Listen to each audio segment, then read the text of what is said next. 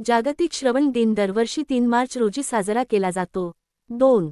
जागतिक आरोग्य संघटनेने WHO हा दिवस श्रवणशक्तीच्या महत्त्वाविषयी जागरूकता निर्माण करण्यासाठी सुरू केला. 3. या दिवसाचा उद्देश श्रवणशक्तीचे संरक्षण करणे आणि श्रवणदोषांवर वेळीच उपचार करणे हा आहे. 4. श्रवणशक्ती ही मानवी जीवनातील एक महत्त्वाची संवेदना आहे. 5. चांगली श्रवणशक्ती आपल्याला इतरांशी संवाद साधण्यास, ज्ञान मिळवण्यास आणि जीवनाचा आनंद घेण्यास मदत करते. 6. श्रवणदोषामुळे व्यक्तीच्या सामाजिक, भावनिक आणि मानसिक आरोग्यावर परिणाम होतो. 7. श्रवणदोषामुळे व्यक्तीला एकटेपणा जाणवतो आणि समाजात मिसळणे कठीण होते. 8. ध्वनी प्रदूषण, उच्च आवाजात संगीत ऐकणे आणि काही औषधांमुळे श्रवणदोष होऊ शकतो. 9. वृद्धापकाळामुळे देखील श्रवणशक्ती कमी होऊ शकते. 10. लहान मुलांमध्ये जन्मतःच श्रवणदोष असू शकतो. 11. श्रवणदोषाची वेळीच तपासणी केल्यास त्यावर उपचार करणे शक्य होते. 12. श्रवणदोषावर उपचारासाठी श्रवणयंत्रे, शस्त्रक्रिया आणि भाषण उपचार उपलब्ध आहेत. 13. श्रवणयंत्रे वापरल्याने श्रवणशक्ती सुधारते आणि व्यक्तीला सामान्य जीवन जगता येते. 14. ध्वनी प्रदूषण कमी करण्यासाठी प्रयत्न करणे आवश्यक आहे. 15. उच्च आवाजात संगीत ऐकणे टाळावे. 16. कामाच्या ठिकाणी योग्य प्रकारचे श्रवण संरक्षण वापरावे. 17. नियमितपणे श्रवणशक्तीची तपासणी करावी. 18. लहान मुलांमध्ये श्रवणदोषाची लक्षणे दिसल्यास त्वरित डॉक्टरांचा सल्ला घ्यावा. 19. जागतिक श्रवण दिनानिमित्त शाळा, महाविद्यालये आणि रुग्णालयांमध्ये जनजागृती कार्यक्रम आयोजित केले जातात. 20.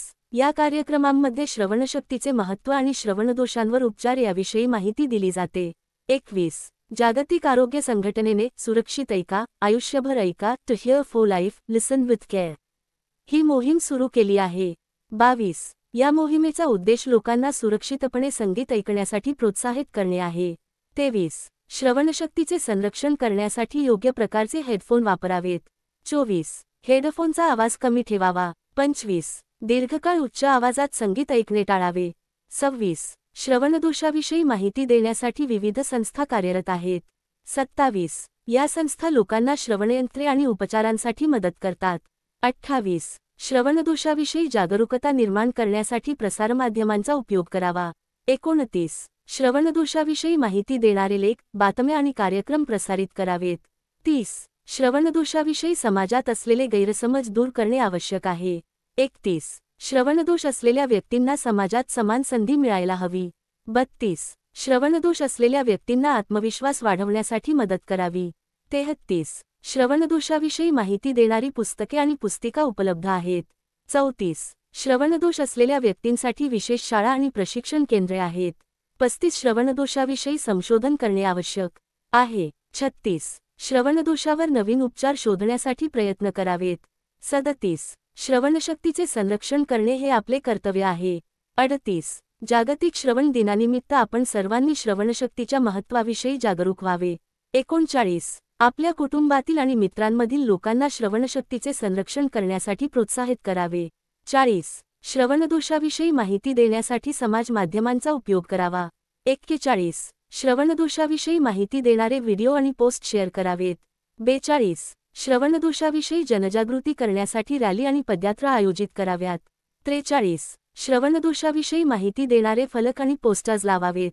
44. श्रवणदोषाविषयी माहिती देणारी नाटके आणि पथनाट्ये सादर करावीत. 45. श्रवणदोषाविषयी माहिती देणारे प्रश्नमंजुषा कार्यक्रम आयोजित करावेत. 46. श्रवणदोषाविषयी माहिती देणारे व्याख्याने आणि चर्चासत्रे आयोजित करावीत. 47. श्रवणदोषाविषयी माहिती देणारे प्रदर्शन आयोजित करावेत.